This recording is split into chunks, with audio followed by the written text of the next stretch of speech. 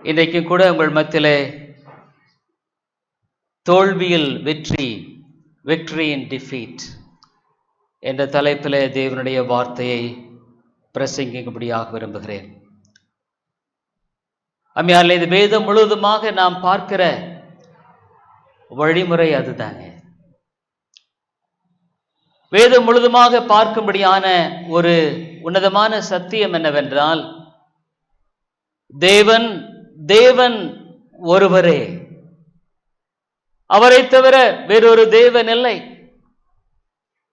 மனிதனுடைய வாழ்க்கையில கடந்து போகிற தோல்வியின் மத்தியில் அவர் வெற்றியாய் தம்முடைய நாமத்தை விளங்க பண்ணுவதில் வல்லவராக இந்த வேதம் முழுவதுமாக நாம் பார்க்கிறோம். ஒருவேளை இந்த காலவேளையில் உங்களுடைய வாழ்க்கையில் பல தோல்விகளை கடந்து போகிற நிலையில் நீங்கள் இருப்பீர்களானால், தேவன் உங்களோடு கூட பேசுகிறார். உங்களுடைய வாழ்க்கையில பல விதங்களில சோர்ந்து போன நிலையில், ஏன் என்னுடைய வாழ்க்கையில் விதமான காரியங்கள் என்பதாக எண்ணி பார்ப்பீர்களானால், இன்றைக்கு தேவன் உங்களோடு கூட பேசுகிறார் என்பதை குறித்து நீங்கள் நிச்சயப்படுத்திக் கொள்ளலாம். ஏனென்று கேட்டா, இதுவே தேவனுடைய வழிமுறையாக இருக்கிறது. வேதத்தில் அதற்கு நான் உங்கள் மத்தியில அருமையான ஒரு 3-4 முன்னுதாரணங்களை காட்ட விரும்புகிறேன். தோல்வியின் மத்தியில் தேவன் தம்முடைய வல்லமையை விளங்க பண்ணுகிறவராகவே இருக்கிறார். ஆபிரகாமுடைய வாழ்க்கையை நீங்கள் எடுத்துக் கொள்வீர்களானால், ஆதியாகமம் புத்தகத்துல தேவன் தாமே அவ்விதமாக ஒரு விக்கிரக ஆராதனை செய்து கொண்டிருந்த இந்த ஆபிரகாமை தேவன் ஆதியாகமம் 12வது அதிகாரத்தில் அழைத்தார். ஆதியாகமம் 12வது அதிகாரம் 1, 2, 3வது வசனங்களில் கர்த்தர் ஆபிரகாமை நோக்கி, நீ உன் தேசத்தையும் உன் இனத்தையும் உன் தகப்பனுடைய வீட்டை விட்டு புறப்பட்டு நான் உனக்கு காண்பிக்கும் தேசத்துக்கு போ. நான் உன்னை பெரிய ஜாதியாக்கி உன்னை ஆசீர்வதித்து உன் பேரை பெருமைப்படுத்துவேன். நீ ஆசீர்வாதமாயிருப்பாய். உன்னை ஆசீர்வதிக்கிறவர்களை ஆசீர்வதிப்பேன், உன்னை சபிக்கிறவனை சபிப்பேன். பூமியில் உள்ள வம்சங்கள் எல்லாம் உனக்குள் ஆசீர்வதிக்கப்படும் என்றார். ஒருவேளை ஆபிரகாமுடைய சகோதரர்களும் மற்றவர்களும், ஆபிரகாமுடைய உறவின் முறைகளும் மற்றவர்களும், ஆபிரகாம் வசதியான இந்த இடத்தை விட்டு எங்கேயோ தெரியாத ஒரு தேசத்திற்கு நீ தேவன் என்பவர் அழைக்கிறார் என்று சொல்லி நீ புறப்படுவாயானால் உன்னுடைய வாழ்க்கையை குறித்து நீ எண்ணிப்பார் என்று சொல்லப்பட்டிருக்கலாம். புதைபொருள் ஆராய்ச்சியாளர்கள் ஆபிரகாம் வாழ்ந்த ஊர் என்ற பட்டணத்தை அங்கு கண்டுபிடித்து, அந்த பட்டணத்தில் எவ்விதமான செல்வாக்கும் செழிப்பும் எல்லா விதமான அந்த நாட்களுக்குரிய நாகரீகமான பல காரியங்கள் இருந்ததை அவர்கள் நாம் இந்த உலகத்துக்கு வெளிப்படுத்தி இருக்கிறார்கள்.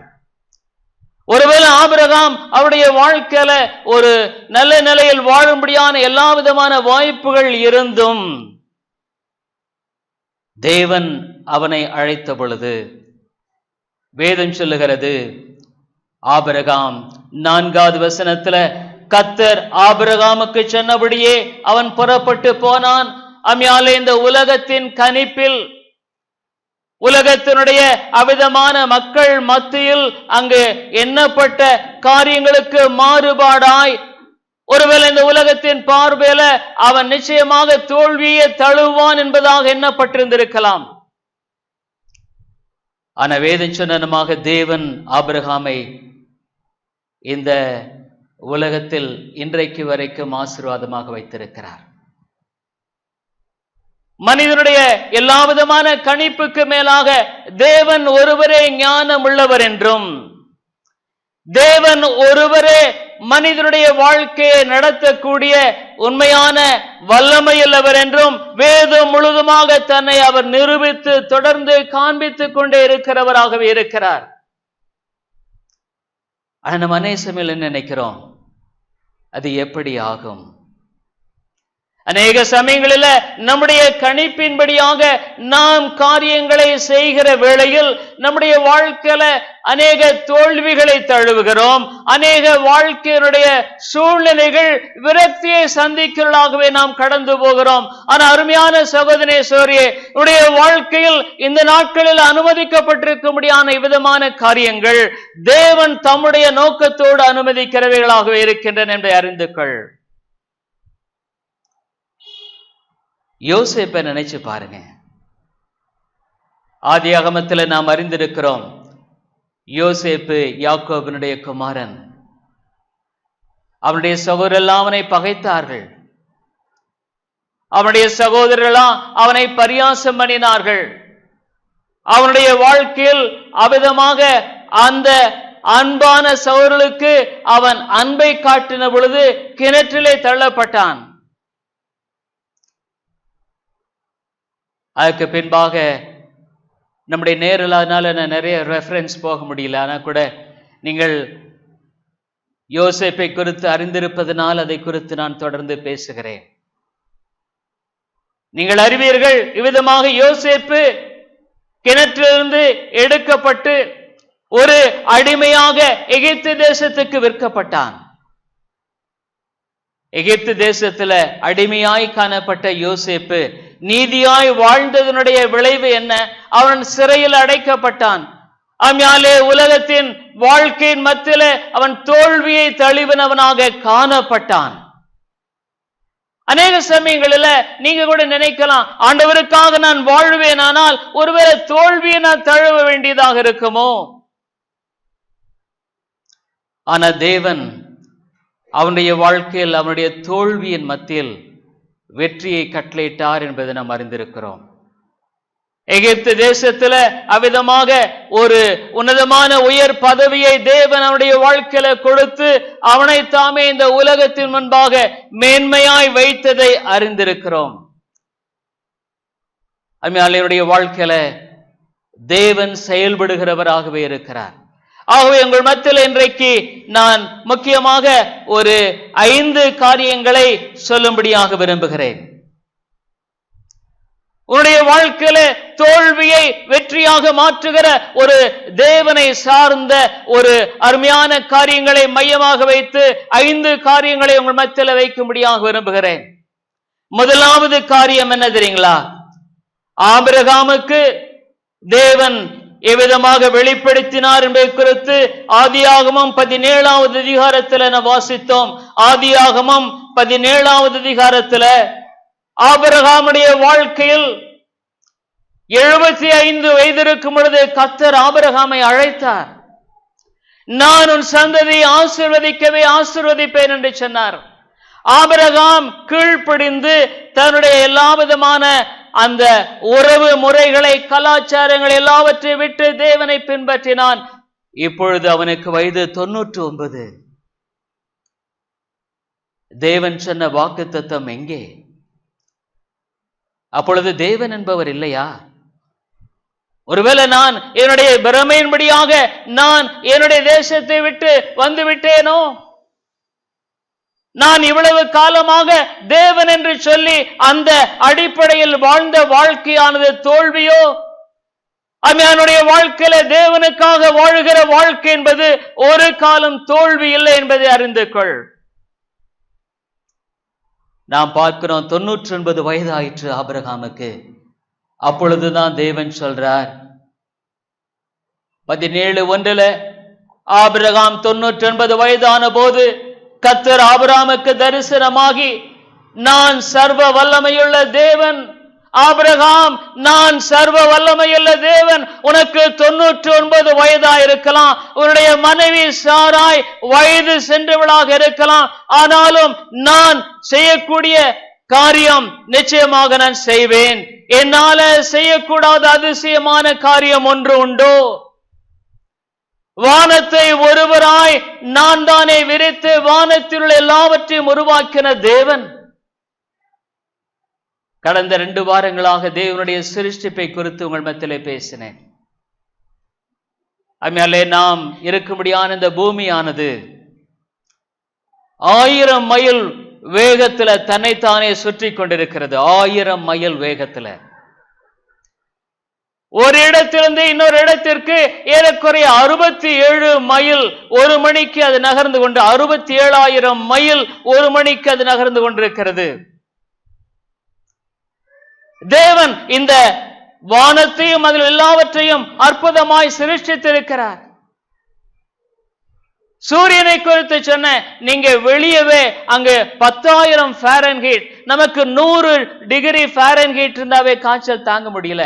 ஆனா அதன் உள்ள நீங்க பார்ப்பீரானால் ஏறக்குறைய பல லட்சம் ஃபாரன்ஹீட் உஷ்ணமானது இருக்கிறது. ஆகவே நான் சொன்னேன், நாம் கண்களினால பார்க்கிற இந்த சூரியனுடைய தன்மையை குறித்து நாம் பார்க்கிறோம். ஆகவே நரகத்தை உருவாக்க என்பது தேவனுடைய வல்லமைக்கு முடியாததல்ல. வேதம் பொய்யல்ல. ஆபிரகாமே, நான் சர்வ வல்லமையுள்ள தேவன், நான் உனக்கு சொன்னதை நிச்சயமாக நிறைவேற்றுவேன். ஒருவருடைய வாழ்க்கையானது தோல்வியை போல காணப்படுமானால் இன்றைக்கு அறிந்து கொள், நான் சர்வ வல்லமையுள்ள தேவன். அருமையான சோர்ணேஸ்வரியே, இவர் சர்வ வல்லமையுள்ள தேவன் என்பதை உன்னால விசுவாசிக்க முடிகிறதா? இவரே ஆதியும் அந்தமும் என்று வேதம் சொல்லுகிற இந்த தேவனாக இருக்க என்பதை குறித்து உன்னால விசுவாசிக்க முடிகிறதா? அநேக சமயங்களில் உன்னுடைய வாழ்க்கையில சிறிய பிரச்சனை வந்தாலும் கூட ஐயோ நீ கலங்குகிறாய். உன்னை வழிநடத்தக்கூடிய ஒரு தேவன் உண்டு என்பதை மறந்து விடுகிறாய். உன்னுடைய வாழ்க்கையில அநேக சமயங்களில் ஜீவனுள்ள தேவன் இருக்க என்பதை குறித்து நீதாமே அறியாமல் வாழ்ந்து கொண்டிருக்கிறாய். நான் சர்வ வல்லமையுள்ள தேவன். ஆபிரகாமே, 2வது வசனத்துல, நான் உனக்கும் எனக்கும் நடுவாக என் உடன்படிக்கை ஏற்படுத்தி உன்னை மிகவும் திரளாய் பெருக பண்ணுவேன். ஆபிரகாமே, உனக்கு 99 வயதாக இருக்கலாம், உன்னுடைய மனைவி சாராய் வயது சென்றவளாக இருக்கலாம். ஆனா கூட நான் இவ்விதமாக உன் சந்ததியை திரளாய் பெருக பண்ணுவேன். உன்னுடைய வாழ்க்கை தோல்வியிலிருந்து வெற்றியாக மாற வேண்டுமானால் ஒன்று தேவை, இவர் சர்வ வல்லமையுள்ள தேவன் என்பதை விசுவாசித்து அதன் அடிப்படையில சார்ந்து கொள்ளுகிற வாழ்க்கை தேவைங்க. தேவனுடைய வாழ்க்கையில பெரிய காரியங்களை செய்ய விரும்புகிறார். தேவனுடைய வாழ்க்கையின் மூலமாக உன்னதமான ஆசீர்வாதத்துக்குரிய பாத்திரமாக உன்னை வரையும்படியாக விரும்புகிறார். ஆனா அவனுடைய வாழ்க்கையில இவர் சர்வ வல்லமையுள்ள தேவன் என்பதை விளங்கிக் கொள்ளும்படியான விளங்குதல் தேவை. அருமையான சோர்ணேஸ்வரியே, இந்த கால வேளையில உன்னுடைய விளங்கல் எவ்விதமாக இருக்கிறது? நீ ஆண்டவரை விசுவாசிக்கிறேன் என்று சொல்லுகிறாய், நல்லது. ஆண்டவரை நோக்கி ஜெபிக்கிறாய், நல்லது. வேதத்தை வாசிக்கிற, நல்லது. ஆனா அவர் சர்வ வல்லமையுள்ள தேவன் என்பதை இன்றைய வாழ்க்கையில சார்ந்து கொள்ளக்கூடிய உண்மையான ஆவிக்குரிய விளங்குதலோடு நீ வாழ்ந்து கொண்டிருக்கிறையா? உன்னுடைய வாழ்க்கையுடைய எல்லா விதமான பிரச்சனைகளுக்கு காரணம் என்னவென்றால் அவர் சர்வ வல்லமையுள்ள தேவன் என்பதை உன்னால விசுவாசிக்க முடியல. ஒன்று சொல்ற, நீ தேவனிடத்துல போ. அப்ப ஆபிரகாம் என்ன செய்தான் தெரியுங்களா? ஒருவேளை ஆபிரகாம் தன்னுடைய வாழ்க்கையில உன்னை போல என்னை போல இருதயங்களிலே கேள்விக்குறிகளோடு கூட அவன் உழந்து கொண்டிருந்த நேரத்தில் தேவன் பேசின இந்த காரியத்துக்கு 3வது வசனத்துல, அப்பொழுது ஆபிரகாம் முகம் குப்புற விழுந்து வணங்கினான். He fell prostrate before God. அருமையான சோர்ணேஸ்வரியே, இந்த தேவன் இவ்வளவு உன்னதமான தேவன். அநேக சமயங்களில நீயும் நானும் அவரை அற்பமாக எண்ணி விடுகிறோம். ஆபிரகாம், ஆண்டவரே நீ சர்வ வல்லமையுள்ள தேவன் என்று சொன்னால், ஓ தேவனே, உம்மையே நான் சார்ந்து கொள்ளுவேன் என்று அவன் முகம் குப்புற விழுந்து வணங்கினான். அதுதாங்க ஆராதனை. அதுதான் உன்னுடைய வாழ்க்கையில் அதிகமான தேவையான ஒன்று. உன்னுடைய வாழ்க்கையின் தோல்வியில கடந்து போகிற உன்னுடைய ஆவிக்குரிய வாழ்க்கையில நீ நெய்யாலுமே தோல்வியை இந்த நாட்களில் கடந்து போய் கொண்டிருக்கிறாய். உனக்குள்ளாக பயங்களும் சந்தேகங்களும் எதிர்காலத்தை குறித்த நிச்சயமற்ற ஒரு நிலையிலும் கடந்து போகிறாய். அநேக சமயங்களை சாத்தான் உனக்குள்ளாக பயத்தை ஏற்படுத்துகிறான். ஆனா அருமையான சோர்ணேஸ்வரியே, இந்த தேவன் வல்லமையுள்ள சர்வ வல்லமையுள்ள ஜீவனுள்ள தேவன் என்பதை உன்னால ஏற்றுக்கொள்வது அதிமுக்கியமான ஒரு காரியம். அவருக்கு முன்பாக உன்னை நீ தாழ்த்து, ஆண்டவரே உம்மாலே கூடும். மரியாள் தேவ தூதனை சந்தித்த பொழுது எப்படி ஆகும்? நான் புருஷனை அறியேனே, இது எப்படி ஆகும்? ஒருவேளை உன்னுடைய வாழ்க்கையில இந்த நாளில நீ உன்னுடைய காரியத்தின் மத்தியில இது எப்படி ஆகும் என்பதை குறித்துதான கவலையினால அநேக சமயங்களில நீ இந்த வழிமுறையின் மூலமாக நான் செய்வேனால் ஆகுமோ, அந்த வழிமுறையின் மூலமாக செய்வேன் ஆகுமோ என்று நீ எண்ணி கலங்கிக் கொண்டிருக்கிறாய். ஆனா நீ செய்ய வேண்டியது, இவர் சர்வ வல்லமையுள்ள தேவன். ஆண்டவரே, நான் என்ன செய்ய சித்தமா இருக்கிறேன், அதையே செய்யத்தக்கதாக என்னை வழி நடத்தும்.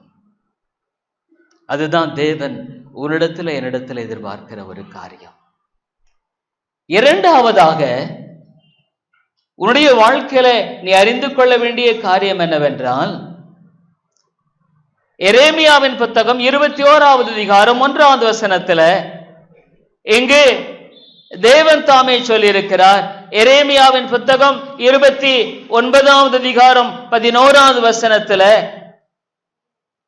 பழைய ஏற்பாட்டுல தேவன் விதமாக சொல்லுகிறதை நாம் வாசிக்கிறோம். எரேமியா 29:11 நீங்க அவ்விதமாக சரியான மூல பதத்துல பார்ப்பீர்களானால், நான் ஒரு மொழிபெயர்ப்பை வாசிக்கிறேன். For I know the plans I have for you, declares the Lord. I know the plans which I have got for you. உனக்காக கொண்டிருக்கிற திட்டத்தை நான் அறிந்திருக்கிறேன். declares the Lord God. தேவன் சொல்றார், உனக்காக நான் கொண்டிருக்கிற திட்டத்தை அறிந்திருக்கிறேன். உங்கள் பேரில் நினைத்திருக்கிற நினைவுகளை அறிவேன் என்று அங்கு தமிழில் சொல்லப்படுகிறது. Plans to prosper you and not to harm you, plans to give you hope and a future. தேவன் சொல்றார், நான் கொண்டிருக்கும்படியான திட்டத்தில் I have plans to give you hope and a future.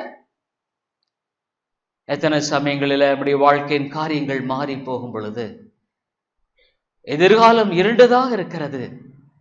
நான் என்ன செய்வேன் எனக்கு தெரியாது. ஆனா தேவன் சொல்றாரு, I have a plan for you. என உனக்கென்று ஒரு திட்டம் வைத்திருக்கிறேன். அருமையான சகோதரனே, சகோதரியே, உன்னுடைய வாழ்க்கையில தோல்வியானது ஜெயமுள்ளதாக மாற வேண்டுமானால் உன்னுடைய வாழ்க்கையில நீ அறிந்திருக்க வேண்டிய அதிமுக்கியமான காரியம், தேவன் உனக்கென்று திட்டத்தை கொண்டிருக்கிறார். God has got a perfect plan for you and your family. Plan to give you hope and a future.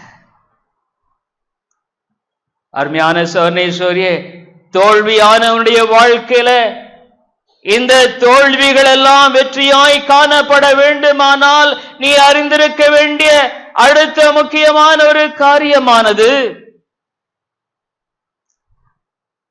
என் தேவன் என்னுடைய வாழ்க்கைக்குரிய திட்டங்களை அறிந்திருக்கிறார். பவுலை கூட சந்தித்த பொழுது ஆண்டவர் இப்படித்தான் அவரை குறித்து பேசினார். புதிய ஏற்பாட்டில் அப்போஸ்தலர் நடபடிகளில நாம் விதமாய் வாசிக்கிறோம். அப்போஸ்தலர் 9வது அதிகாரத்துல பவுலினிடத்துல பேசுகிறார். சர்வ வல்லமையுள்ள தேவன் தாமே அந்த இங்கே சவுலை குறித்து பேசும் பொழுது இவ்விதமாய் சொல்லுகிறதை நாம் வாசிக்கிறோம். அனனியா சவுலை சந்திக்க பயப்படுகிறார். இந்த முழு பகுதியை நாம் வாசிக்க நேரமில்லை. ஆனா கூட அனனியா சவுலை சந்திக்கும்படியாக பயப்பட்ட வேளையில அப்போஸ்தலர் 9வது அதிகாரம் 15வது வசனத்தில் அதற்கு கர்த்தர், நீ போ, அவன் பிரஜாதிகளுக்கும் ராஜாக்களுக்கும் இஸ்ரவேல் புத்திரருக்கும் இவருடைய நாமத்தை அறிவிக்கிறதற்காக நான் தெரிந்து கொண்ட பாத்திரமாய் இருக்கிறான். He is a vessel for me to declare my name before kings. ஆண்டவர் உனக்காக மேலான திட்டங்களை வைத்திருக்கிறவராகவே இருக்கிறார். உன்னை நேசிக்கிறதுனால அவர் உனக்காக மேலான நோக்கங்களை வைத்திருக்கிறார். God has got the best plan for you. அருமையான சோனே சோரியே, உன்னுடைய கடந்த கால வாழ்க்கை விதமாக இருந்தது என்பதை குறித்து நான் சொல்ல விரும்பல. ஆனா அல்லது அதை குறித்து சிந்திக்க இப்பொழுது நேரம் இல்லை. ஆனா தேவன் சொல்றாரு, உனக்காக நான் மிகச்சிறந்த ஒரு நோக்கத்தையே வைத்திருக்கிறேன். ஒரு பெரிய கட்டடத்தை கட்டும் பொழுது ஒரு என்ஜினியர் கையில ஒண்ணு எப்பவுமே இருக்குங்க. அவர் எப்பொழுதும் ஒரு வரைபடம், அந்த பெரிய கட்டணத்துக்கான திட்டம். இந்த அறை எவ்வளவு நீளம், எவ்வளவு அகலம், எவ்வளவு உயரம், இந்த அறை எங்கே இருக்க வேண்டும், அந்த அறை எங்கே இருக்க வேண்டும். அவருடைய கையில எப்பொழுதும் இந்த வரைபடமானது முக்கியமாய் காணப்படும். அருமையான சோனே சோரியே, உடைய வாழ்க்கையின் வரைபடத்தை வைத்து தேவன் உன்னை வழிநடத்தும்படியாக விரும்புகிறவராக இருக்கிறார். நீ அறிவியாத, உண்மையாலுமே நீ அதை உன்னால விளங்கிக் கொள்ள முடிகிறதா? உன்னால் அறிந்து கொள்ள முடிகிறதா? ஆபிரகாமே, நான் உன்னை பெரிய ஜாதியாக்குவேன். தேவன் ஆபிரகாமுக்கு வரைபடம் இல்லாமல் அவனை அழைத்தார் என்று எண்ணுகிறாயா?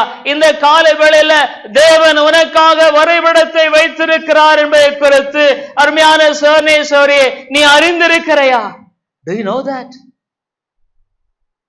எவ்வளவு சமயங்களில் இந்த சின்ன அறிவை கொண்டு நீ பல காரியங்களை முயற்சிக்கிறாய், ஆனா தோல்வியை நீ தழுகிறாய்.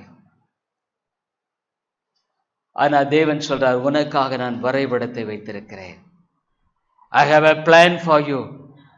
உனக்காக மாத்திரமல்ல, உன்னுடைய குடும்பத்துக்காக, உன்னுடைய மக்களுக்காக, உன்னை சார்ந்த எல்லாவற்றுக்குமாக தேவன் அவிதமான ஒரு வரைபடத்தை வைத்திருக்கிறேன் என்று சொல்லுகிறார். அருமையான சோனே சோரியே, இந்த கால வேளையில உன்னுடைய வாழ்க்கையில இந்த மகா பெரிய உன்னதமான சர்வ வல்லமையுள்ள தேவனுக்கு முன்பாக உன்னை தாழ்த்த நீ உண்மையான விதத்துல அதுவரே எனக்கு என்று வரைபடத்தை வைத்திருக்கிறேன் என்று சொல்ல முடியுமா?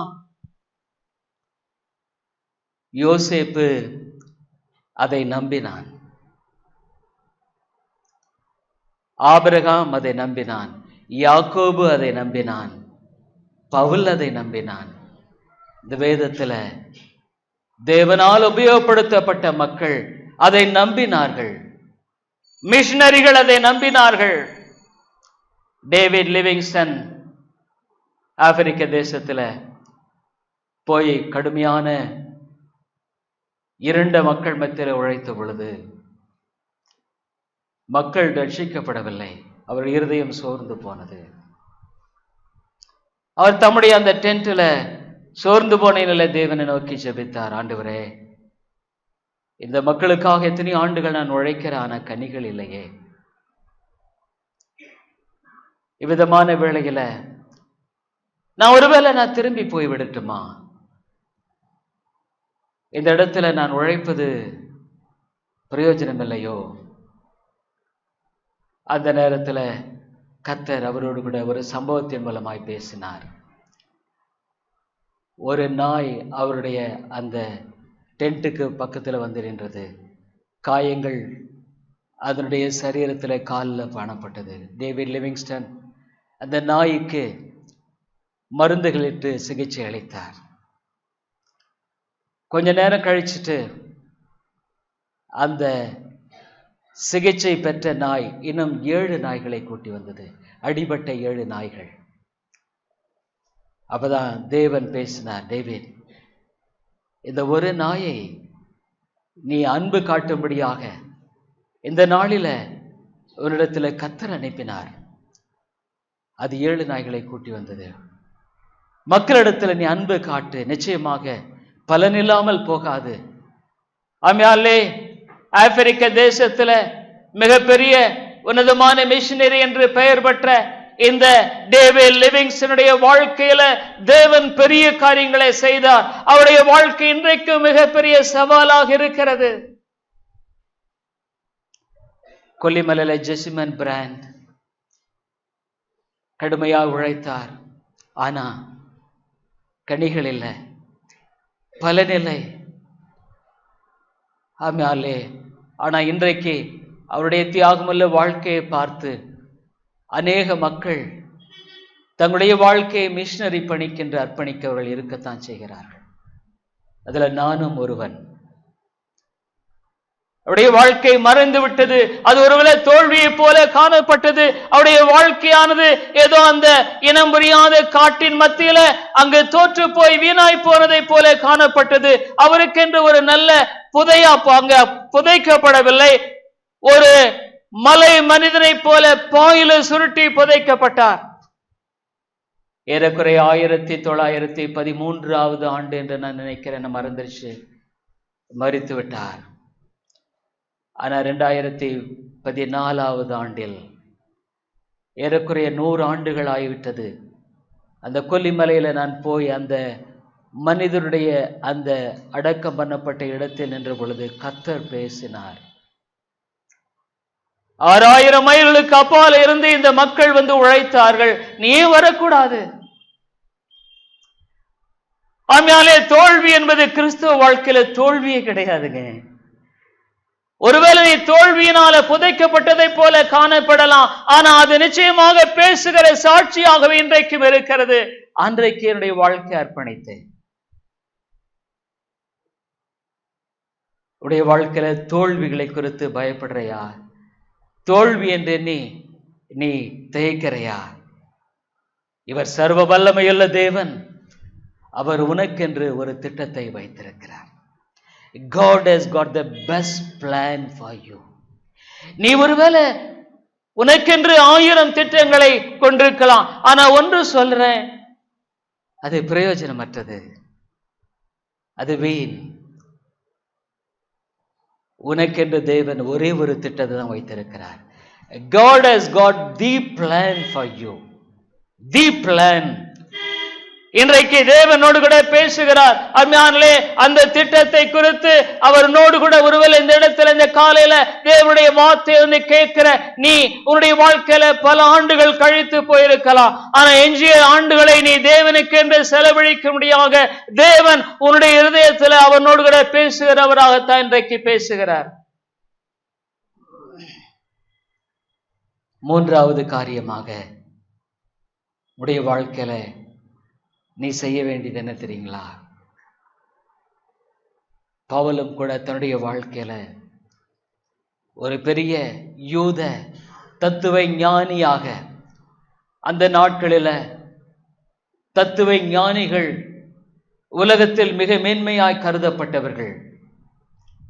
கமாலியேல் என்ற தத்துவ ஞானியின் கீழாக வேதத்தை கற்று அறிந்த வல்லுனனாக இருந்த இந்த சவுல் அவனுடைய வாழ்க்கையில என்னதான் வேதத்தை அறிந்திருந்தாலும் கற்றிருந்தாலும் அவனுடைய தனிப்பட்ட வாழ்க்கையில் நிறைவான தேவனுடைய திட்டத்துக்கு உட்படுத்தப்பட்ட ஒரு மெய்யான சமாதானமுள்ள வாழ்க்கை வாழ முடியவில்லை. அப்பொழுது தேவன் அப்போஸ்தலர் 9வது அதிகாரத்தில் அவனோடு இடைப்படுகிறார். தேவன் மனிதனோடு இடைப்படுகிறார். தேவன் மனிதனுடைய வாழ்க்கையினுடைய ஓட்டத்தை மாற்றி அமைக்கும்படியாக இடைப்படுகிறார். அருமையான சோர்னே, தேவனுடைய பார்வையில் நீ விலையேற பெற்ற ஒரு ஆத்துமா என்பதை விளங்கிக் கொள். சாத்தான் உன்னை தாமே அலைக்கழிக்கும்படியாக பிரயாசப்படுகிறான். உன்னுடைய வாழ்க்கையில அநேக சமயங்களில் சோர்ந்து போன இருதயத்தினால் நீ அலைக்கழிக்கப்படுகிறாய். ஆனா இன்றைக்கு உனக்கு நம்பிக்கையூட்டும்படியாக தேவன் உன்னோடு கூட பேசுகிறார். அப்போஸ்தலர் 9வது அதிகாரத்துல சவுல் என்பவன் 1வது வசனத்துல என்பவன் இன்னும் கர்த்தருடைய சீஷரை பயமுறுத்தி கொலை செய்யும்படி சேரி பிரதான ஆசாரியரிடத்திற்கு போய் இந்த மார்க்கத்தார் ஆகிய புருஷரை ஆகிலும் ஸ்திரீகளை ஆகிலும் தான் கண்டுபிடித்தால் அவர்களை கட்டி எருசலேமுக்கு கொண்டு வரும்படி தமஸ்குல ஜெப ஆலயங்களுக்கு நிருபங்களை கேட்டு வாங்கினான். அவன் பிரயாணமாய் போய் தமஸ்குவுக்கு சமீபித்த போது சடுதியிலே வானத்திலிருந்து ஒரு ஒளி அவனை சுற்றி பிரகாசித்தது. வானத்திலிருந்து ஒரு தனி மனிதனுடைய வாழ்க்கையில் இடைப்படும்படியாக தேவனுடைய ஒளியானது அவனை சுற்றிலும் பிரகாசித்தது. அருமையான சோர்னே சோரியே, இந்த தேவன் உன்னுடைய வாழ்க்கையில தம்முடைய ஒளியை சுற்றிலுமாக அனுப்புகிறவராயிருக்கிறார். ஒரு காலத்துல வாலிபனாக என்னுடைய வாழ்க்கையில வழிதப்பி போய் கொண்டிருந்தேன். அப்பொழுது தேவன் என்னுடைய வாழ்க்கையை சந்தித்தார், என்னுடைய வாழ்க்கையை மாற்றினார். ஏறக்குறைய 45 ஆண்டுகள் ஆனாலும் என்னுடைய வாழ்க்கை தொடர்ந்து இருளிலே நான் வாழ்ந்து கொண்டிருந்த நாட்கள் மறைந்து போனதாய் காணப்பட்டது. என்னுடைய வாழ்க்கையில நம்பிக்கையற்ற ஒரு வாலிபனாய் உலகத்தின் சிற்றின்பங்களினால என்னுடைய இச்சைகளை தீர்க்கும்படியாக பல இடங்களிலே சுற்றி கொண்டிருந்த வாலிபனாக வெறுமையாய் காணப்பட்ட அந்த நிலையில் தேவனுடைய ஒளி என்னுடைய வாழ்க்கையை சுற்றிலும் பிரகாசித்தது. அன்றைக்கு என்னுடைய வாழ்க்கையை தேவன் ஆட்கொண்டார். இன்றைக்கு நான் மனிதனாக உங்கள் மத்தியில் நிற்கிறேன். உடைய வாழ்க்கை இன்னும் இருளில் தான் இருக்கா? Or you linger in darkness without the future, without the hope? உடைய வாழ்க்கையில அவ்விதமாக இருண்ட ஒரு நிலையில் நீ இன்னுமாக தடுமாறி கொண்டிருப்பாயானால், அருமையான சோர்னே சோரியே, ஒருவேளை இந்த சவுலை போல நீ காணப்படுவாயானால், வேதம் சொல்லுகிறது அவனை சுற்றிலும் அங்கு ஒரு ஒளி அவனை சுற்றி பிரகாசித்தது. 4வது வசனத்துல பார்க்கிறோம். Acts of the Apostles 9 chapter 4th verse. அவன் தரையிலே விழுந்தான். The doctor of philosophy, the disciple of Gamaliel, doctor தத்துவ ஞானி கமாலியலின் அங்கே சீஷன், யூத மக்களால பிரபலமாய் எண்ணப்பட்ட சவுல் தரையிலே விழுந்தான். He fell prostrate. அதனாலே உன்னுடைய பலமே மாத்திரம், உன்னுடைய பலமே மாத்திரம். போன ஞாயிற்றுக்கிழமை நான் இங்கே பிரசங்கித்த பொழுது ஒருவரும் என்னுடைய நிலை குறித்து நீங்கள் அறிந்திருக்க மாட்டீர்கள்.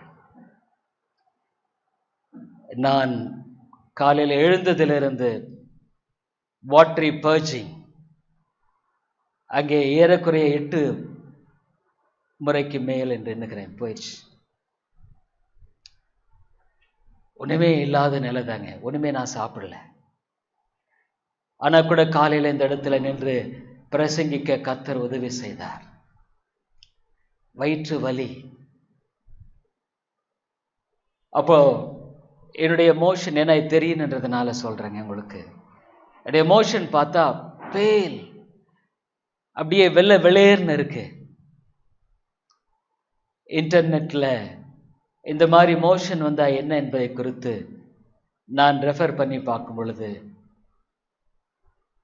ஒன்னா பான்க்ரியாட்டிக் கேன்சர் வந்தா, கேன்சர் பைல் டக்ட்னு சொல்லி பான்க்ரியாஸ் வருகிறதை அடைத்து விடலாம். அடைத்து விட்டா அது வர வாய்ப்பில்லை. ஆனா சம்திங் சீரியஸ். அப்ப நான் போய் ஸ்கேன் எடுத்தேன். அதனால நம்முடைய வாழ்க்கையில் என்னவெல்லாம் நேரிடும். ஆனா எனக்கு ஒரு தைரியம், மரணத்தை குறிச்ச பயம் இல்லை.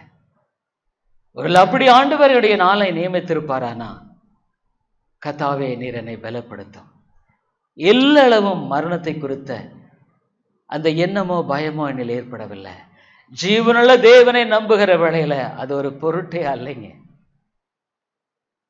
ஆனா பை காட்ஸ் கிரேஸ் பான்க்ரியாஸ் பல்கியா இருந்தது, வலி இருந்தது. அப்புறம் ஒரு டெஸ்ட் அதுல பார்க்க வேண்டியது, சீரம் அம்பிலேஷன் சொல்லிட்டு. ஏன்னா அது ஒருவேளை அதிகமாக இருந்ததுன்னா இந்த பான்க்ரியாஸினுடைய பாதிப்பு அதிகம் என்று அர்த்தம். அதை போய் பார்க்கும் பொழுது ஏறக்குறைய பார்டர். அப்போ அந்த கேஸ்ட்ரோஎன்ட்ராலஜிஸ்டை பார்க்கும் பொழுது இட்ஸ் இன்ஃபெக்ஷன், சிவியர் இன்ஃபெக்ஷன். ஆனால் இன்றைக்கு கர்த்தர் என்னை சுகப்படுத்தி இருக்கிறார். எந்த நேரத்தில் என்ன வேளாண் நேரிடலாம் இல்லைங்களா? ஒருவேளை கேன்சர் கூட வரலாம். எத்தனையோ பேருடைய வாழ்க்கையில இன்றைக்கு வாழ்க்கையானது மாறிவிடுகிறது. அருமையான சோர்னே சோரியே, சவுல் அந்த இடத்துல தரையிலே விழுந்தான். உன்னுடைய பலம், ஞானம், அறிவு இவைகள் எல்லாம் எம்மாத்திரம். உடைய வாழ்க்கையில தேவன் உன்னை வீழ்த்துவதில் அவருக்கு கஷ்டம் இல்லை. அப்போஸ்தலர் 9வது அதிகாரம் 9வது வசனத்துல 4வது வசனத்துல 9வது அதிகாரம், அவன் தரையிலே விழுந்தான். அப்பொழுது சவுலே சவுலே, நீ என்னை ஏன் துன்பப்படுத்துகிறாய்? ஓ அருமையான சோர்னேஸ்வரி, இந்த காலை வேளையில தேவன் உன்னுடைய பெயரை சொல்லி சவுலே சவுலே, ஏன் என்னை துன்பப்படுத்துகிறாய்? அவனை நேசிக்கிறதுனால, உனக்கென்று திட்டங்களை கொண்டிருக்கிறதுனால, உன்னை தானே அவர் விதமாக உன்னை உருவாக்கினவர்.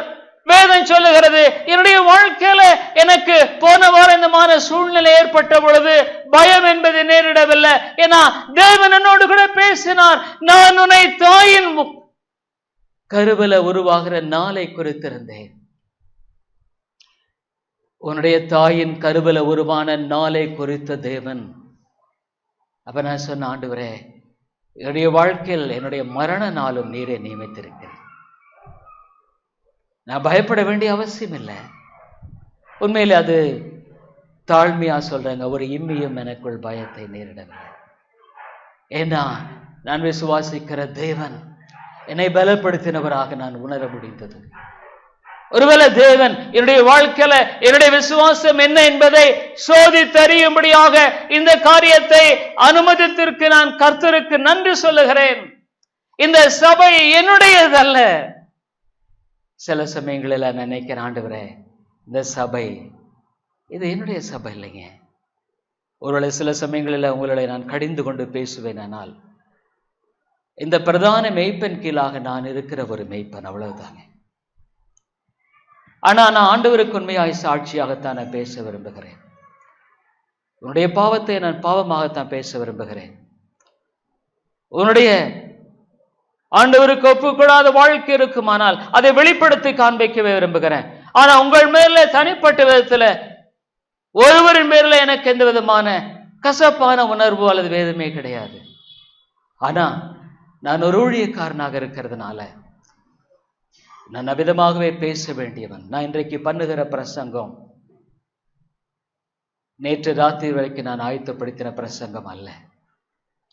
வேற ஒன்றுதான் கர்த்தர் என்னோடு கூட பேசிக்கொண்டிருந்த ஒரு காரியம். ஆனா அதன் இப்பொழுது பேசும்படியாக கர்த்தர் எனக்கு அனுமதிக்கவில்லை. ஒருவேளை அது கடுமையானதாக இருக்குமோ என்பதை குறித்து நான் நேற்று ராத்திரி ரொம்ப தேவனோடு நான் போராடினேன். இந்த ஜீவனுள்ள தேவன் உன்னுடைய வாழ்க்கையில இந்த சபைக்கு ஒரு மெய்ப்பனாக வைத்திருப்பார். ஆனால் அந்த பிரதான மெய்ப்பனின் கீழாக சத்தியத்தை நான் எடுத்து சொல்ல வேண்டிய அவசியம். சவுலே சவுலே, நீ என்னை ஏன் துன்பப்படுத்துகிறாய்? 5வது வசனத்தில் அதற்கு அவன், ஆண்டவரே, நீர் யார்? Who art thou God? ஆண்டவரே, நீர் யார்? I have never heard this voice. இந்த சத்தத்தை நான் கேட்டதில்லை. இந்த சத்தம் எனக்கு புதிதாக இருக்கிறது. இந்த சத்தம் இது நாள் மட்டுமா என்னோடு கூட பேசினது கிடையாது. ஆண்டவரே, நீர் யார்? அருமையான சோர்னேஸ்வரியே, ஒரு நாள் இது நாள் இவ்வளவு நாளுடைய வாழ்க்கையில் தேவனுடைய சத்தம் கேட்கவில்லை என்றால் இன்றைக்கு கர்த்தரோடு கூட பேசுகிறார். உனக்காக நான் திட்டமிட்டு உனக்காக நோக்கங்களை கொண்டிருக்கிற தேவன் என்பதாக பேசுகிறார். நான் சர்வ வல்லமையுள்ள தேவன். ஆபிரகாமே, சவுலே சவுலே, நான் சர்வ வல்லமையுள்ள தேவனாக உனக்கென்று I have got a perfect plan for you. உனக்கென்று மேலான திட்டமான தெளிவான ஒரு நோக்கத்தை கொண்டிருக்கிறேன். சவுலே சவுலே. 5வது வசனத்தில், ஆண்டவரே, நீர் யார்? கர்த்தர், நீ துன்பப்படுத்துகிற இயேசு நானே, முள்ளில் உதைக்கிறதுக்கு கடினமாம் என்றார். சவுல், முள்ளில் நீ உதைக்கிறப்பா, உடைய வாழ்க்கையில நீ முள்ளில் உதைத்துக் கொண்டிருக்கிறாய்.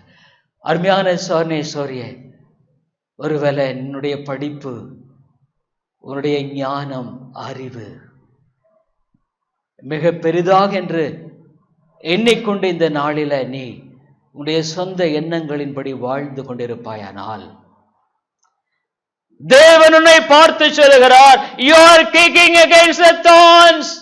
நீ முள்ளில் மேலாக உதைத்துக் கொண்டிருக்கிறாய், உன்னை நீ காயப்படுத்தி கொண்டிருக்கிறாய். அருமையான சோர்னேஸ்வரியே, தேவனுடைய திட்டத்துக்கு உட்படுத்தாத எந்த ஒரு மனிதனுடைய வாழ்க்கையில மெய்யான ஆசீர்வாதத்தை இந்த உலகம் இது மட்டும் கண்டதும் இல்லை, இனிமேலும் காணப்போவதும் இல்லை. சவுலே, முள்ளில் உதைக்கிறாய். நீ ஆண்டவருக்கு உன்னுடைய வாழ்க்கையை முழுமையாய் ஒப்புக்கொடாத மட்டுமாக, உன்னுடைய வாழ்க்கையில ஆண்டவருக்கு என்று உன்னுடைய வாழ்க்கையை அர்ப்பணிக்காத மட்டுமாக நீ முள்ளில் உதைத்துக் கொண்டிருக்கிறாய். You are kicking against thorns. முள்ளில் உதைக்கிற பாதத்தினுடைய நிலை என்ன? அருமையான சோர்னேஸ்வரியே, நீ காயப்பட்டிருக்கிறாய். இப்ப சவுல் நம்ம பேக்கிறான், இந்த 6வது வசனத்துல அவன் நடுங்கி திகைத்து, ஆண்டவரே, நான் என்ன செய்ய சித்தமாயிருக்கிறேன். Oh God, what thou want me to do, Lord. இந்த காலையில உடைய வாழ்க்கையில ஆண்டவர் சொல்றார், சரண்டர், சரண்டர், சரண்டர். ஆண்டவரே, என்னுடைய வாழ்க்கையை உம்முடைய பாதங்களில சமர்ப்பிக்கிறேன். என்னுடைய வாழ்க்கையை உம்முடைய பாதங்களில சமர்ப்பிக்கிறேன். ஆண்டவரே, என்னுடைய வாழ்க்கையின் தோல்விகள் மத்தியில வேதம் சொல்லுகிறது, நீ இருக்கிற வண்ணமாகவே வா. அருமையான சோர்னேஸ்வரியே, பன்றிகள் திங்கிற தவிட்டினாலே தன் வயிற்றை நிரப்ப ஆசையாயிருந்த அந்த இளைய குமாரனை போல இந்த உலகத்தில் உன்னுடைய ஞானத்தை கொண்டு உன்னுடைய வாழ்க்கையை திருப்தியாக்கி கொள்ளும்படியாக பிரயாசப்படுகிற எல்லாவற்றையும் விட்டு வா.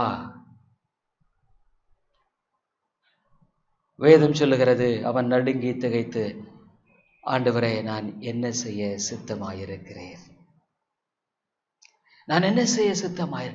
இந்த காலையில உனக்கு மட்டுமல்ல, எனக்கு மட்டுமல்ல, நாம் ஒவ்வொருவரும் செய்ய வேண்டிய இந்த ஆண்டு உன்னுடைய வாழ்க்கையில மெய்யான ஆசீர்வாதமான ஆண்டாக இருக்க வேண்டுமானால், இந்த 17வது ஆண்டு உடைய வாழ்க்கையில உண்மையாலுமே தேவனுடைய அர்த்தமுள்ள ஒரு ஜீவனுள்ள ஒரு நோக்கம் கொண்ட வாழ்க்கையாக அந்த ஆண்டாக இருக்க விரும்புவாயினால் நீ செய்யக்கூடிய மிகச்சிறந்த காரியம், ஆண்டவரே, நான் என்ன செய்ய சித்தமாயிருக்கிறேன். ஆங்கிலத்தை all to Jesus I surrender. ஒரு வாலிபன் தன்னுடைய வாழ்க்கையில கர்த்தர் அவனை மிஷனரி பணிக்கென்று அழைத்த பொழுது உலகத்தையும் உலகத்தின் காரியங்களையும் விட்டு நான் வெளிவர தடுமாறினேன். ஆனாலும் தேவாவியானவருடைய வாழ்க்கையை ஆழமாய் சந்தித்த பொழுது நான் பாடினேன், ஐ சரண்டர் ஆல். இந்த காலையில நீ ஆண்டவருக்கு உன்னுடைய வாழ்க்கையில தேவனுக்கென்று வாழக்கூடாதபடிக்கு மறைவான காரியங்கள் இருக்குமானால், தேவனுக்கென்று அர்ப்பணித்து வாழக்கூடாதபடிக்கு, what are all the reservations that you have got, நீ உன்னுடைய வாழ்க்கையில உனக்கென்று என்ன விதமான காரியங்களை வைத்திருக்கிறாய். சவுல் சொன்னார், ஆண்டவரே, நான் என்ன செய்ய சித்தமாயிருக்கிறேன். ஆண்டவர் அவனை வழிநடத்தினார். 6வது வசனம், அதற்கு கர்த்தர், நீ எழுந்து பட்டணத்துக்குள்ளே போ, நீ செய்ய வேண்டியது அங்கே உனக்கு சொல்லப்படும். அந்த பெரிய தத்துவ ஞானியான சவுலாக அவன் எல்லாம், go there. The direction was given. என்னுடைய வாழ்க்கையில கர்த்தர் ஒரு வாலிபனாக தெரிந்து கொண்ட பின்பாக ஒரு காரியத்தை கற்றுக் கொடுத்தார். In all my major decisions, எல்லா விதமான காரியங்களிலும் ஆண்டவருடைய சித்தத்தை செய்ய கற்றுக் கொடுத்தார். ஒரு வாலிபனாக என்னுடைய திருமண வாழ்க்கையில நான் முடித்த பின்பாக என்னுடைய எதிர்காலத்தில் போன வாரம் நான் சொன்னேன், சிறுமைப்பட்டவர்களுக்கு சுவிசேஷத்தை அறிவிக்கும்படி நீங்களோ கர்த்தருடைய ஆசாரியர் எனப்படுவீர்கள்.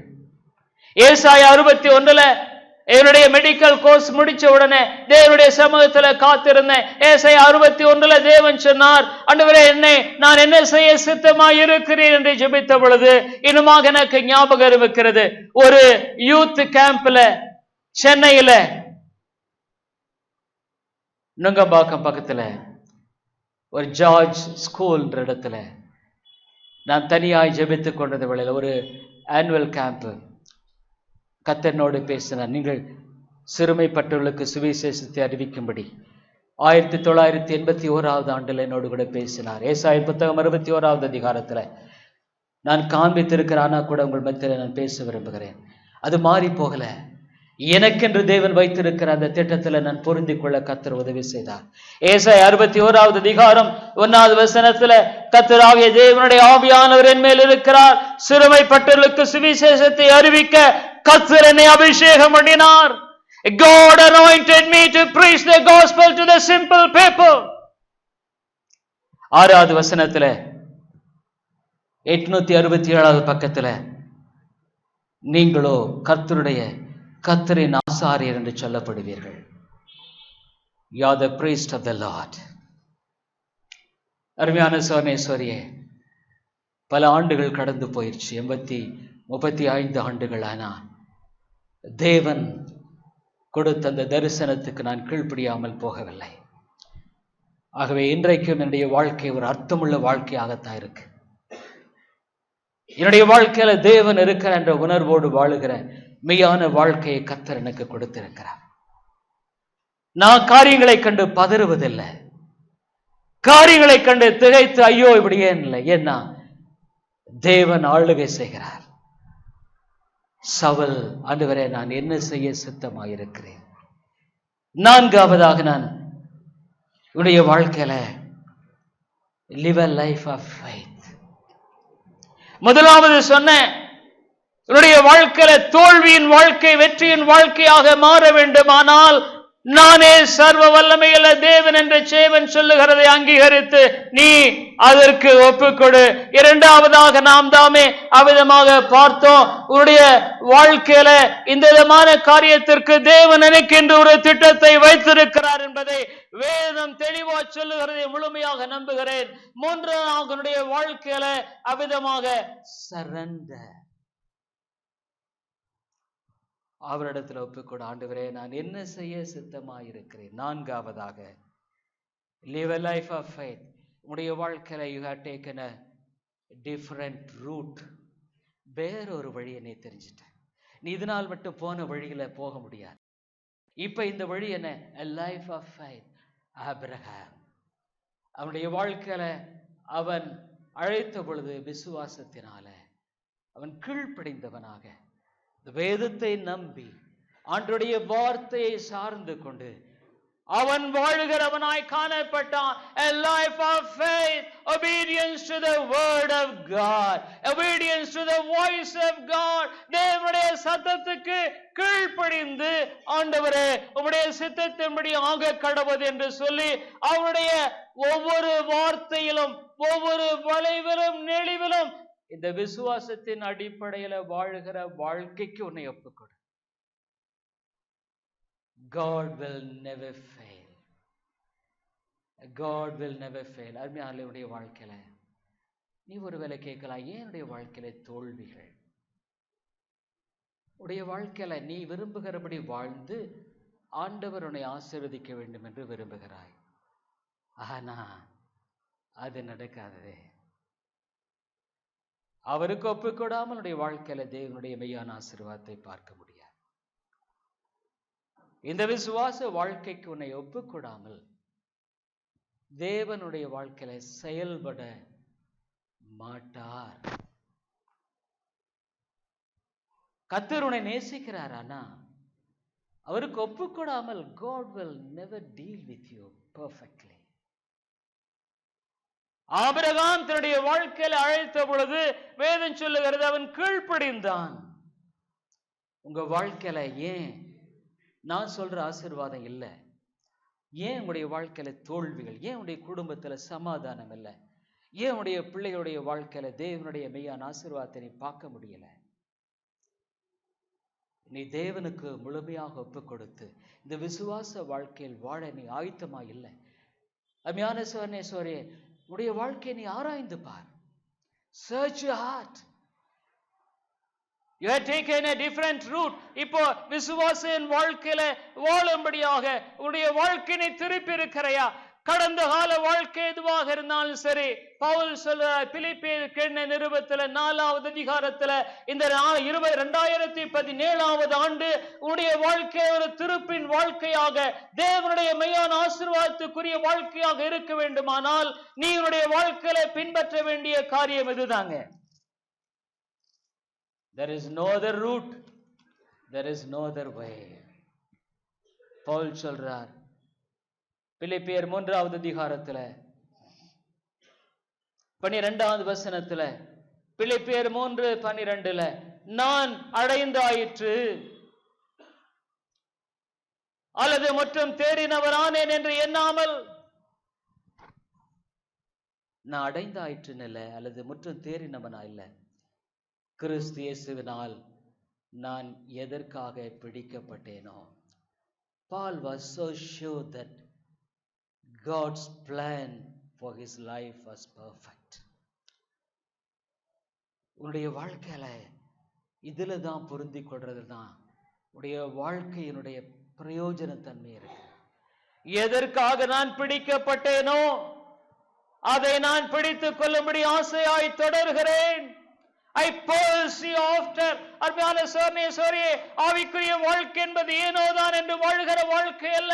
ஞாயிற்றுக்கிழமை ஆலயத்துக்கு போயிட்டு வருவேன், அவ்வளவுதான் என்னுடைய வாழ்க்கை முடிந்து விட்டது, வாரம் முழுக்கமாக நான் விரும்புகிற வாழ்க்கை வாழ்வேன் இல்லது. Every day, every minute, every second, a life committed to God. தேவனுக்காக அர்ப்பணிக்கப்பட்ட வாழ்க்கை. எதற்காக பிடிக்கப்பட்டேனோ அதை அவிதமாக நான் ஆசையாய், அதை நான் பிடித்துக் கொள்ளும்படி ஆசையாய் பின்தொடர்கிறேன். சகோதரரே, அதை பிடித்துக் கொண்டேன் என்று எண்ணுகிறதில்லை, ஒன்று செய்கிறேன், பின்னானவைகளே முன்னானவைகளை நாடி கிறிஸ்து இயேசுவுக்குள் தேவன் அழைத்த பரமழைப்பின் பந்தய பொருளுக்காக லக்கை நோக்கி ஓடுகிறேன். I pursue after. அருமையான சோனேஸ்வர், இந்த காலங்களில் ஆந்திராவில் ஏற்கனவே சொன்ன பாஸ்டர் சதீஷ்குமார் அப்படின்ற ஒரு 44 வயது உள்ள ஒருவர் ஊழியம் செய்து வருகிறார் ஹைதராபாத். அவருடைய வாழ்க்கை ஒரு தேவனை அறியாத குடும்பத்தில் பிறந்தவர், ஆனால் கர்த்தர் அவரை ரட்சித்தார். வெப்சைட் இருக்கிறவங்க பாருங்க, அவருடைய வாழ்க்கையில தேவன் பெரிய காரியங்களை செய்து வருகிறார். இன்றைக்கும் ஆண்டவர் சொன்னார், ஒரு பெரிய சர்ச்சை நான் கொடுக்க போறேன். கர்த்தர் விதமாகவே செய்திருக்கிறார். அவருக்கு உதவி செய்யும்படியாக 300 நபர்கள், 300 உதவியாளர் இருக்காங்க, 300 ஹெல்பர்ஸ். ஆனால் அவர் சொல்றாரு, நான் ஆஃபீஸ் பக்கம் அதிகமாக போறதே கிடையாது, எப்போவாவது நான் போறேன். காரணம் என்ன தெரியுங்களா? 300 faithful workers, உண்மையான ஊழியர்கள் 300 பேர். அவர் தெளிவா சத்தியத்தை தான் போதிக்கிறார். அடையாள அற்புதங்களை போதிக்கல, அந்நிய பாஷையை போதிக்கல, மக்களை ஏமாற்றுகிற போதனை போதிக்கல, வேதத்தை தெளிவாய் போதிக்கிறார். நீங்க ஒருவேளை உங்களுக்கு மொபைல் ஆப் இருக்குமானா, நம்பிக்கை என்ற பிளே ஸ்டோர்ல போய் நம்பிக்கை என்ற ஒரு கிறிஸ்டியன் சேனல் இருக்குங்க. நம்பிக்கை கிறிஸ்டியன் சேனல், ஏஞ்சல் டிவி, இந்த ஆசீர்வாதம் டிவியை போல கிறிஸ்டியன் சேனல் நம்பிக்கை, அதை டவுன்லோட் பண்ணிக்கங்க. ஒவ்வொரு நாளும் இரவு 9 மணிக்கு அவர் தெலுங்குல பேசுறத தமிழ்ல அங்கே மொழிபெயர்த்து அவர்கள் பேசுகிறார்கள். நிச்சயமா நான் சொல்றேன், அது உங்களுக்கு ரொம்ப ஆசீர்வாதமா இருக்கும். என்னை விட வயது இளையவர் தான், அவர் 44 வயசு தானா. நிச்சயமாக கர்த்தருடைய கரம் அவரோடு இருக்கிறது என்பதை விளங்கிக் கொள்ள முடிகிறது. தேவன் தம்முடைய வார்த்தையை தெளிவாய் போதிக்கிறார், அவ்வளவுதான் எனக்கு தெரியும். பாவத்தை பாவமாகவே போதிக்கிறார். ஆனா 300 பேர் அவருக்கு உடன் ஊழியர்கள். ஒரு சபை என்று சொன்னா அந்த சபையில உண்மையுள்ள மக்கள் இல்லைன்னா ஒரு ஊழியம் வேலை செய்ய முடியாது. அப்ப நான் என்ன யோசிச்சேன், எனக்கு எத்தனை பேர் உண்மையான உதவியாளர் இருக்கிறார்கள்? நான் ஒருவேளை இல்லைன்னா கூட இந்த சபையில் இந்த காரியத்தை நான் செயல்படுத்தும்படியாக எத்தனை பேர் இருக்கீங்க? நீங்க எத்தனை பேர் இருக்கீங்க? யோசனை பண்ணி பாருங்க. ஒரு சபைங்கிறது அதுதாங்க. நான் ஒரு உண்மையான ஊழியக்காரனா இருப்பானால் சத்தியத்தை நான் சத்தியமாகத்தான் போதிக்க வேண்டும். நான் மூடி மெழுகி போதிக்கிறது என்னுடைய வேலை அல்ல. நான் கூலிக்காக மாரடிக்கல. நான் இந்த சபையிலிருந்து எனக்கு சம்பளத்தை எடுத்து நான் ஊழியம் செய்யல. ஆண்டவருக்காக நான் ஊழியம் செய்கிறேன். உடைய வாழ்க்கையில இந்த சபையில நான் ஒரு உண்மையான மனுஷனா இருப்பேன்னு சொல்ல முடியுமா? நான் ஒரு வேலை இல்லைனாலும் சகோதரர்கள் இருக்கிறாங்க, நிச்சயமா நடத்திட்டு இருப்பாங்கன்னு சொல்லி என்னால சொல்ல முடியுமா? யோசனை பண்ணி பாருங்க. 1,00,000க்கு மேல ஒரு ஞாயிற்றுக்கிழமையில கூடுறாங்க. 1,10,000 people. பெரிய ஒரு சர்ச்சை அவர் கட்டியிருக்காரு. தேவாவியானவர் கிரியை செய்கிறார். அநேக எளிய மக்கள் மாற்றப்படுகிறார்கள். தேவன் ஜீவனுள்ளவர் என்பதை பல வழிகளில் ஒரு தாழ்மையான மனுஷன் அவனுடைய வாழ்க்கையில ஒன்று அறிந்து கொள். தேவனிடத்துல உன்னுடைய வாழ்க்கையை முழுமையாக ஒப்புக்கொடாமல், unless you surrender to God fully, God can never use you. தேவன் உன்னை உபயோகப்படுத்தவே முடியாது.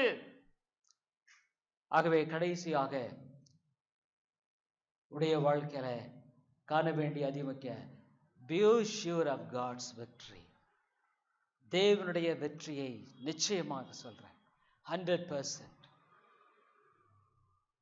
என்னுடைய வாழ்க்கையில வழிநடத்தின தேவன் உன்னை வழி நடத்துகிறார் இருக்கிறேன். இந்த காலங்களில் அதிகமாக நான் ஜெபிக்கிறேங்க. அந்த கிளினிக் ஒரு ஜப ஸ்தலமாக நான் உபயோகப்படுத்துகிறேன். ஒவ்வொரு நாள் மாலையில நானின் மனைவியுமாக 1 மணி நேரம் போய் அங்கே ஜெபிக்கிறோம். அது இல்லாம நான் நாள் முழுக்க உட்கார்ந்து கொண்டு தேவனை நோக்கி ஜெபிக்கிறேன். என்னோடு கூட வருகிற அருமையான சவர்களோடு கூட பீட்டரையா வர சிவா இருக்காங்க. நாங்க உட்கார்ந்து ஜெபிக்கிறோம். இந்த பட்டணத்தில் ஆண்டவரே என்னை பெரிய காரியங்களை செய்திடலாம். உடைய வாழ்க்கையில தோல்வியான வாழ்க்கை வெற்றியாய் மாற விரும்புகிறையா? சிலுவையை நோக்கி பார். உடைய வாழ்க்கையில உன்னை ஒப்புக்கொடு. உடைய வாழ்க்கையில என்ன பாவம் உன்னை பின்தொடர்கிறது தேவனிடத்தில் அறிக்கையிடு. சவுலே சவுலே என்று தேவன் இன்றைக்கு அழைக்கிறவராகவே இருக்கிறார். உடைய வாழ்க்கையை அங்கு அழைக்கிற வேளையில ஆண்டவரே நான் என்ன செய்ய சித்தமா இருக்கிறேன் என்று சொல்ல முடியாயா? அப்பொழுது கர்த்தர் நிச்சயமாக ஆசீர்வதிப்பார். சிலுவையை நோக்கி பார். உனக்காக தன்னுடைய விலையேறப்பட்ட இரத்தத்தை சிந்தின தேவன் நிச்சயமாக உன்னை ரட்சித்து இந்த உலகத்துல பெரிய ஆசீர்வாதமாய் மாற்றுவார். உன்னுடைய தோல்வியான வாழ்க்கை நிச்சயமா வெற்றியாய் மாறும் என்பதில் சந்தேகமில்லை. ஜெபிப்போம். கிருபையுள்ள நல்ல ஆண்டவரே, உம்முடைய அருமையான சத்தியத்துக்காய் உமக்கு ஸ்தோத்திரம். இந்த மக்களுடைய வாழ்க்கையில பேசும் ஆவியானுடைய கிரியை நடப்பியும் ஆண்டவரே, உம்முடைய நாமத்தை மகிமைப்படுத்தும் ஆசீர்வதியும்.